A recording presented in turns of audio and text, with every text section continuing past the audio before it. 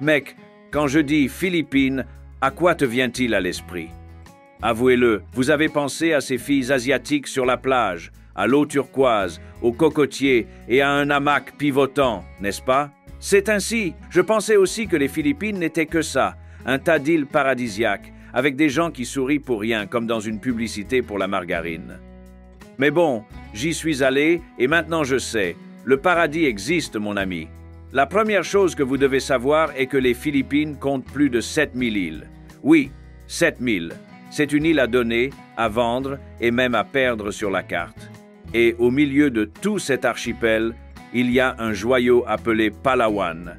Et à Palawan, il y a El Nido. El Nido est le genre d'endroit qui donne l'impression que quelqu'un a photoshopé la nature et l'a exagéré. L'eau est si claire que vous pouvez même voir votre passé flotter dedans.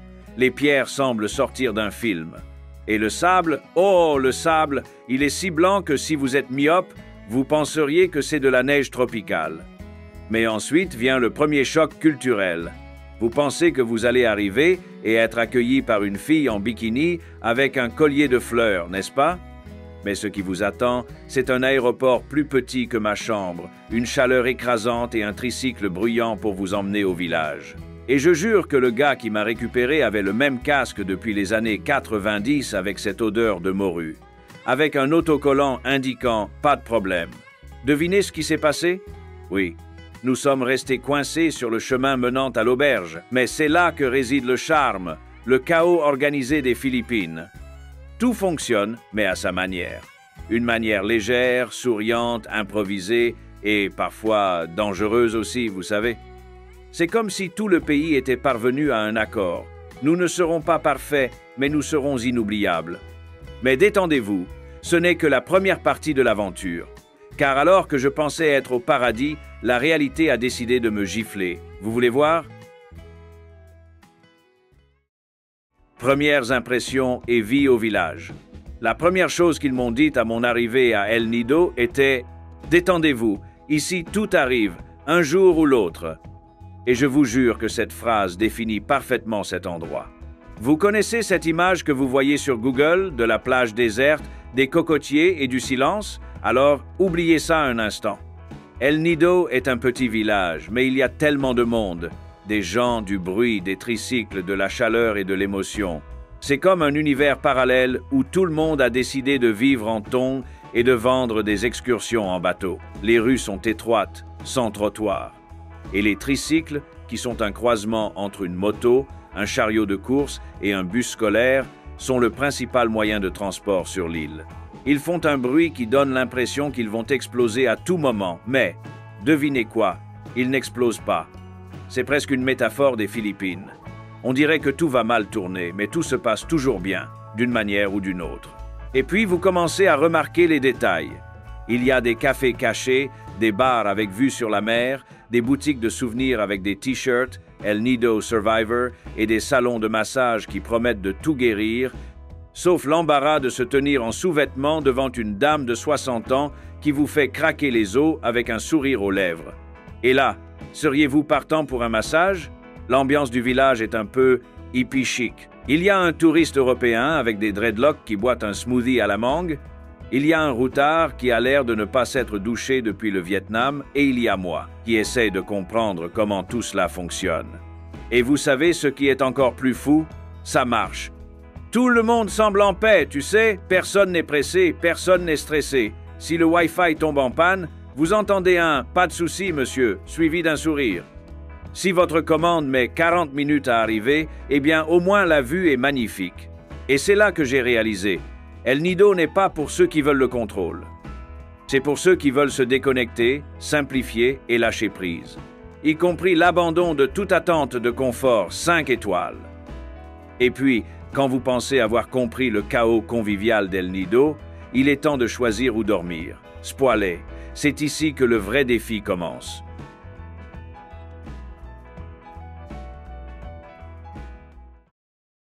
Hébergement et style de vie local. Trouver un endroit où dormir à El Nido est facile. Il est difficile de répondre aux attentes. Vous connaissez cette publicité sur le site qui dit « Studio avec vue sur la jungle » Donc, techniquement, c'est vrai. Ils ont juste oublié de mentionner que la jungle est le jardin de Donna Maria Filippina, avec une corde à linge tendue entre deux cocotiers et quelques poules qui chantent à 4 heures du matin. Mais regardez, ça a son charme, vous savez? J'ai séjourné dans une de ces auberges familiales qui promettent un confort tropical. Et honnêtement, il tient ses promesses. Mais vous devez comprendre ce que signifie confort aux Philippines. Parce que la climatisation ne refroidit pas là-bas, crie-t-il. On dirait qu'il y a un transformateur qui refroidit la pièce. Bruyant, il insiste pour ne pas s'éteindre, mais il fait le travail. La salle de bain est d'une configuration basique. Une douche électrique accrochée de façon douteuse. Le siphon de sol sert de lavabo et l'eau sort un peu timidement. Comme moi quand je fais pipi avec une tente montée. Tu sais comment c'est, n'est-ce pas? Mais il y a un lit, un ventilateur, le Wi-Fi, plus ou moins, et il y a cette ambiance simple et accueillante que seuls ceux qui voyagent avec un cœur ouvert comprennent. Et le plus drôle, c'est que, même avec tout ça, on a l'impression d'être au bon endroit. Parce que la vue depuis votre fenêtre est une explosion de verdure, il y a des chants d'oiseaux que vous n'avez jamais entendus de votre vie, et le coucher de soleil peint le ciel avec des couleurs que Photoshop ne pourrait jamais imiter. Et les gens, mon ami, les gens sont un cas particulier. Les Philippins sont gentils à un degré qui semble faire l'unanimité. Toujours souriants, demandant toujours si tout va bien, et même quand on ne comprend pas un mot d'anglais, le sourire résout déjà la moitié de la conversation. Mais si vous pensez que c'est inhabituel, attendez que je vous raconte à quoi ressemblent les excursions en bateau là-bas. Conseil, tenez-vous bien, littéralement. Les tours en bateau.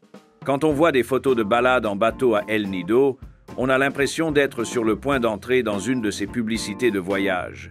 Un hors-bord stylé, des eaux cristallines, vous les bras ouverts, souriante avec une fille blonde à côté de vous, ses cheveux dansant au vent. La réalité?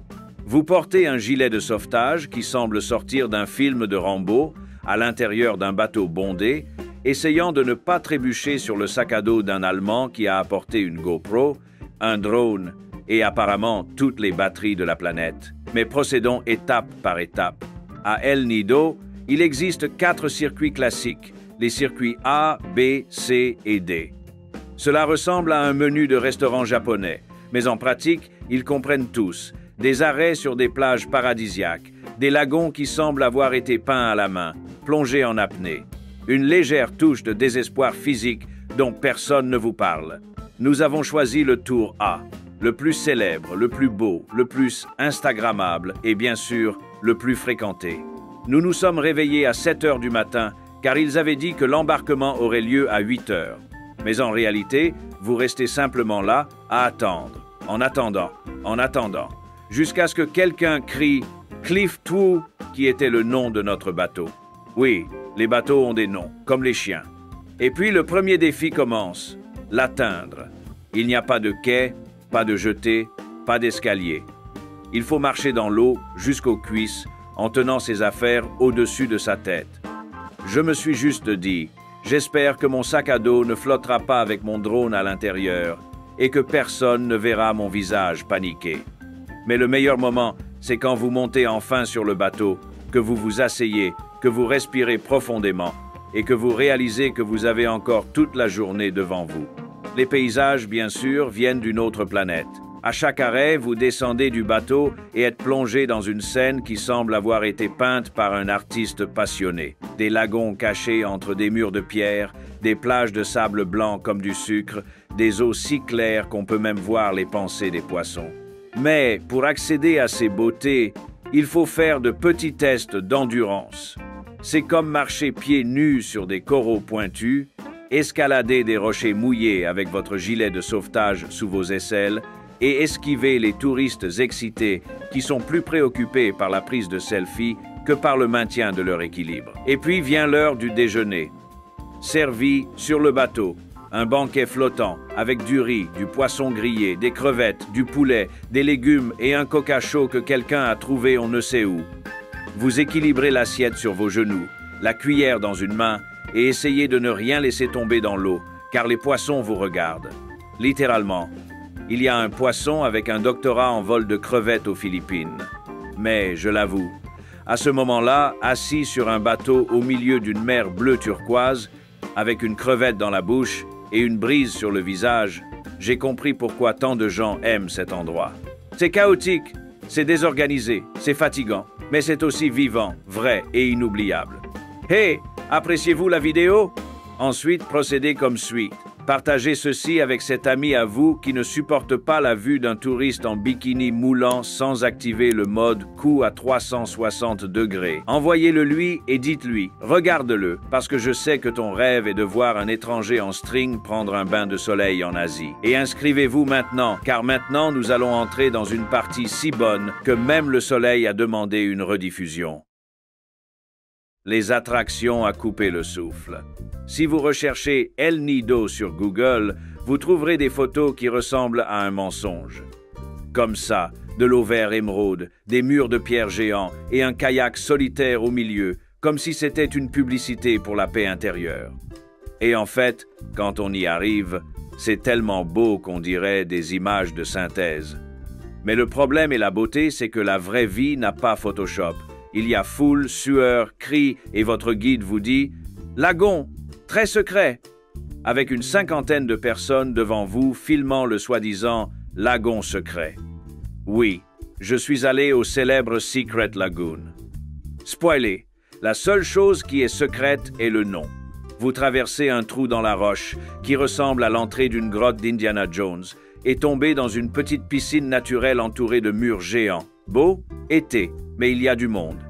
Sérieusement, on aurait dit la file d'attente au Louvre pour voir la version tropicale de la Joconde. Et le Grand Lagon alors? Celui qui est comme la signature d'El Nido. Vous louez un kayak et glissez sur les eaux bleues entre des rochers qui s'élèvent jusqu'au ciel. C'est tellement cinématographique que vous jurez que vous allez croiser Moana ou Aquaman à tout moment. Mais nous avons eu un temps nuageux. Autrement dit, où est le bleu fluorescent qui apparaît sur les photos? Elle a été remplacée par une teinte bleu fatigué, toujours aussi beau, mais avec un filtre dramatique. Et vous savez ce qui est drôle? Même avec le ciel gris, l'eau était toujours incroyablement propre, comme si tu regardais en bas et que tu voyais ton pied. Et l'âme, si tu ne fais pas attention. Nous sommes restés là, à ramer, presque sans parler, juste à ressentir. Parce qu'il arrive un moment où la beauté est tellement absurde que le cerveau s'arrête en quelque sorte. Nourriture locale et vie nocturne. Manger à El Nido est une aventure en soi. Sérieux, il ne s'agit pas seulement de tuer la faim, c'est presque un test spirituel. Il faut de la foi, du courage et un estomac préparé. La plupart des déjeuners ont lieu sur les bateaux pendant les excursions. Et regardez, ne sous-estimez pas un repas préparé au milieu de la mer, sur une planche flottante, avec le soleil sur le front et un Coca-Cola chaud pour le faire passer. Il y a du riz, du poisson grillé, des crevettes, du poulet et quelques légumes qui, honnêtement, ne servent qu'à la décoration. Mais dans le contexte, cela se transforme en banquet royal. Maintenant, lorsque vous revenez sur la terre ferme et explorez les restaurants, les choses changent. Il y en a pour tous les goûts, cuisine philippine, italienne, japonaise, et même un restaurant avec du gazpacho, cette soupe froide espagnole qui ressemble à une salade mixée au blender. Je l'ai goûté, et oui, j'ai survécu, mais le clou gastronomique du voyage fut lorsqu'ils servirent une crevette tigrée, géante, le genre où l'on regarde et l'on pense. Ce n'est pas un crustacé, c'est un Pokémon aquatique, grillé, avec une sauce qui semblait être un mélange de beurre, d'ail et de larmes de sirène. Le coucher de soleil à El Nido est curieux. Il n'y a pas de balade électronique avec un DJ suédois. Mais il y a un bar avec un éclairage tamisé, des cocktails colorés et un narguilé double pomme qui m'a fait oublier que je n'avais pas de Wi-Fi. Je me suis assis sur un pouf au bord de la mer. J'ai commandé une boisson et j'ai regardé le soleil se coucher derrière les rochers géants. Soudain, une belle femme en bikini minuscule passe. Et je me suis dit, c'est ça, le paradis est beau, mais c'est aussi délicieux. Mais comment ne pas rater ce voyage de rêve? Écrivez-le, c'est un conseil important. Conseil en or pour éviter les ennuis. Vous avez sûrement déjà compris qu'El Nido est un endroit magique. Mais mon ami, la magie ne protège pas contre les insolations, les corps, les sacs à dos mouillés et les tracas des tons cassés. Alors, laissez-moi vous dire quelques leçons que j'ai apprises à travers la douleur, la sueur et un peu de honte. Premier conseil, apportez votre propre masque de plongée. Sérieux, les visites facturent la location d'un appareil qui a vu plus de bouches que de brosses à dents publiques. J'ai pris le mien de chez moi, avec tuba et tout. Et regardez, c'était le meilleur choix du voyage. Zéro regret, zéro nouvelle bactérie. Deuxièmement, achetez un de ces sacs étanches. Vous savez, ceux qui ressemblent à des pêcheurs professionnels feraient l'affaire. Ils sont laids, gros et chers, mais ils préservent votre appareil photo, votre téléphone portable et votre dignité. J'ai vu des gens perdre des drones, des GoPro et même des passeports en mer. Troisièmement, portez des vêtements de protection solaire. Si vous pensez que vous allez simplement bronzer en maillot de bain, je suis désolé de vous informer. Le soleil des Philippines vous grille même l'esprit. J'ai acheté un haut de protection UV avec une capuche intégrée. Cela ressemblait à un Power Ranger Tropical, mais je suis revenu sans aucune brûlure et avec des photos sensationnelles. Mercredi, renseignez-vous sur tout ce qui est inclus dans la visite. Tu as un kayak? Est-ce qu'il y a un déjeuner? Tu as un masque? Y a-t-il un supplément pour entrer sur l'île? Parce que le prix du voyage est une chose et le prix final en est une autre. Cinquièmement et dernier, apportez de la bonne humeur. Toujours, parce que ça va mal se passer. Il sera tard. Il pleuvra le jour de la photo. Le bateau va trop se remplir. Mais si vous êtes d'esprit léger, même les difficultés deviennent une bonne histoire. En fait, je suis là à tout vous raconter. Et je regrette déjà l'époque où ma plus grande préoccupation était de ne pas glisser hors du kayak avec une assiette de crevettes à la main. Et maintenant, je vais vous emmener dans les coins cachés, les plages secrètes et les moments qui vous font vous demander « Pourquoi ne suis-je pas venu ici avant ?» Les plages cachées et moins touristiques. Après tant de visites bondées, de bateaux bondés et de files d'attente pour entrer dans le « lagon secret », j'ai décidé de faire ce que tout Français avec une âme d'aventurier fait, échapper à la foule. Et c'est à ce moment-là que j'ai découvert un nouveau type d'El Nido. Plus calme, plus authentique, et honnêtement, bien plus mon style. Nous avons pris un tricycle, qui est la racine d'Uber là-bas, le moyen de transport le plus polyvalent et le plus bruyant de l'île, et nous sommes allés vers des plages moins touristiques, comme Vanilla Beach, Dooley Beach, et la très discutée Nakpan Beach. Vanilla Beach tire son nom du doux parfum des feuilles, et oui, vous pouvez le sentir. C'est comme si la plage avait appliqué du parfum avant de vous accueillir. Le sable est blanc, l'eau est claire, et, le meilleur de tout, il y a de la place pour s'allonger sans toucher personne. Cela, pour moi, vaut déjà le déplacement. La plage de Dooley a été la plus grande découverte. Une plage pratiquement déserte, avec des vagues parfaites et un petit bar avec un cocotier tordu qui ressemble à un décor de cinéma. C'est l'endroit idéal pour les surfeurs, les routards plus traditionnels et les couples qui ont renoncé à prendre des selfies et veulent simplement profiter du silence. Il y avait même un massage au sable. Je me suis allongé là et j'ai pensé, si ce n'est pas une guérison spirituelle, je ne sais pas ce que c'est. La plage de Nakpan, quant à elle, est longue, genre vraiment long. Vous marchez, marchez, marchez, et il semble que le sable ne s'arrête jamais. Et le plus cool, malgré sa grande notoriété, il est très bien distribué. Autrement dit, même avec beaucoup de monde, il n'y a pas d'ambiance dimanche d'été à la Baule, avec des parasols même sur la promenade. C'est comme si Biarritz avait une liaison avec la Corse et que le fils décidait de vivre en Asie du Sud-Est, vous voyez? Et il y a un autre détail. Sur ces plages plus reculées, les hôtels et restaurants sont construits au milieu des cocotiers. Pas de gratte-ciel, ni de boîte en béton. Tout y est respectueux de la nature. On dirait qu'il sort d'un rêve Pinterest. Et honnêtement, j'espère que ça restera comme ça. Pour que ces plages restent à moitié secrètes, à moitié oubliées. Parce que c'est dans ces endroits que l'on se rencontre le plus souvent même sans le vouloir. Quand je pense à El Nido aujourd'hui, je ne pense pas seulement aux plages surréalistes ou aux lagons aux eaux couleur émeraude.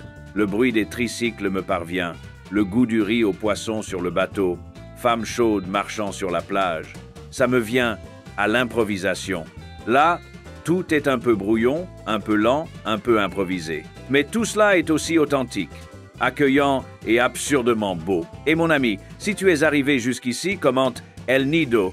Et puisque vous aimez voir des femmes sexy en bikini et de belles plages, jetez un œil à cette vidéo qui apparaît à l'écran. Je vous promets que c'est une pure ambiance tropicale. Merci les gars et à plus tard.